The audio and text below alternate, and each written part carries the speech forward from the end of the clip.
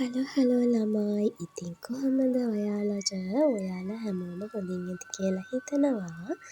ඉතින් අදත් ලස්සන දවසක් මගේ ගෙවුනේ කොහොමද කියලා ඔයාලත් එක්ක බෙදාගන්න තමයි මම මේ හදන්නේ. ඉතින් මගෙත් එක්ක යමු අපි කොහෙද යන්නේ කියලා බලන්න.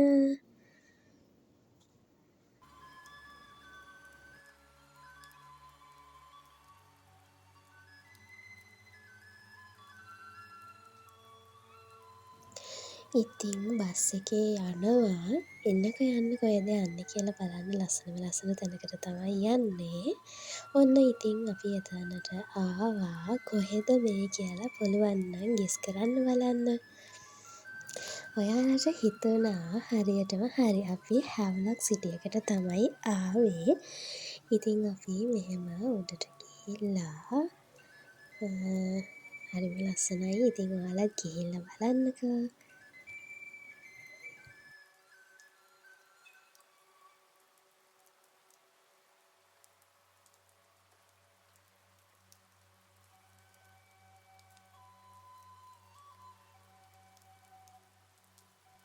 ඉතින් මෙතනට ඇවිල්ලා ලස්සන ෆොටෝස් ටිකක් එහෙම ගහලා සතුටින් ඉඳලා යන්න තමයි හදන්නේ. එන්නකෝ බලන්න යන්න උඩට. මෙන්න මේ විදිහට තමයි පේන්නේ උඩ. ලස්සනයි ළමයි. ඉතින් ඔයාලා මෙතනට ගිහිල්ලත් ඇති ගොඩක් අය. ගිහිල්ලා නැති අයත් ඉන්නවා ඇතිනේ. එයාලටත් පේන තමයි දැම්මේ. ඉතින් ඔයාලා මගේ channel එකට අලුත් යාළුවෙක් නම් අනිවාර්යයෙන්ම මගේ channel එක subscribe කරලා වීඩියෝ එකට like එකක් comment එකක් දාන්නත් අමතක කරන්න එපා. ඊට පස්සේ ඔන්න එතනින් එළියට ඇවිල්ලා අපි තවත් ලස්සන තැනකට ආවා. කොහෙද මේ දියත පාක් එකට. එන්නකො යන්න රස කෑමක් කන්න හිතුණා. ඔන්න ඉතින් ඔයත් කෑල්ලක් කන්න. ඊට පස්සේ ඇතුළට යනකොට නම් මොනවත් කන්න දේවල් ගෙනියන්න දෙන්නේ නැහැ. ඉතින් ඒක නිසා අපි කාලා මේ විදිහට යනවා. එන්න කෑන්න ඇතුළ කොහොමද තියෙන්නේ කියලා බලන්න. ඉතින් දියත පාක් එකට ගියපු අයත් ඇති මේ vlog එක බලන අය.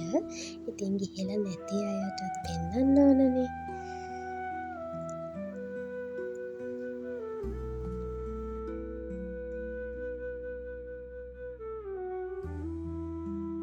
ඉතින් නිවාඩු දවසට ටිකක් නිදහසේ ඉන්න ගොඩක් අය මෙතනට එනවා ඇවිත් හිටියා. ඉතින් ඔයත් ගිහිල්ලා බලන්න මෙතන හරිම නිදහසක් දැනෙනවා. හරි ලස්සනයි. ඉතින් මේ පරිසරය ඔයා දකින සුන්දරත්වය ඇත්තටම සොබා දහමෙන් අපිට ලැබිච්ච දායාදයක්. ඉතින් ලංකාව කියලා කියන්නේ ගොඩාක් ලස්සන දූපතක්. කොච්චර ලස්සනද කියලා කියනවා නම් බර්නාඩ් ෂෝ කියන ඉංග්‍රීසි ජාතික කවියෙක් ඉන්නවා. ඔයාලා දන්නවා ඇති. ඒ කවියා කියලා තියෙනවා ලංකාව කියලා කියන්නේ පාරාදීසයක් කියලා. එච්චරකට සුන්දර පරිසරයක් වටපිටාවක් තමයි ලංකාවේ තියෙන්නේ. ගොඩක් අයට වටින්නේ නැති වුණාට.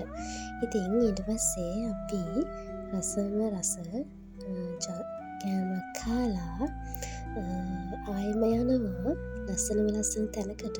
එන්නක යන්න ඔයාලට පෙන්නන්න. හෙටද යන්නේ කියලා ඔයාලා ආස වෙයි.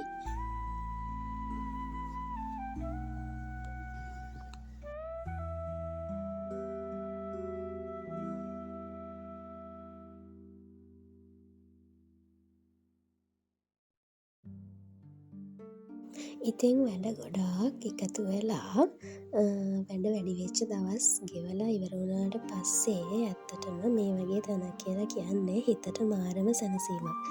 ඊට පස්සේ අපි ඔන්න කන්න ආවා. එන්නකෝ මගෙත් එක්ක කන්න යමු ඔයත්.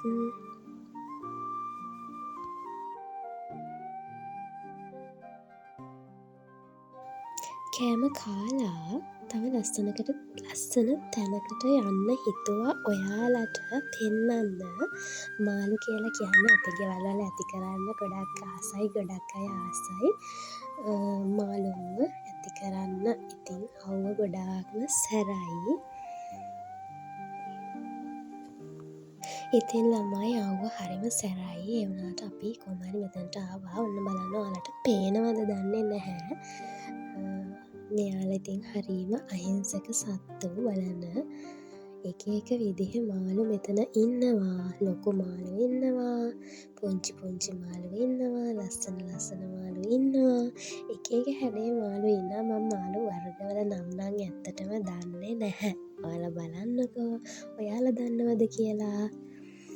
ඉතින් මගේ channel එක subscribe කරලා නැති අය යාළුවෝ ටික subscribe කරලා channel එකට එකතු වෙන්න. මගේ ඉස්සරහට vlogs බලන්න. මොකද මම ඉස්සරහට මගේ vlogs බලන අයට gift එකක් දෙන්න ලෑස්ති කරලා තියෙනවා.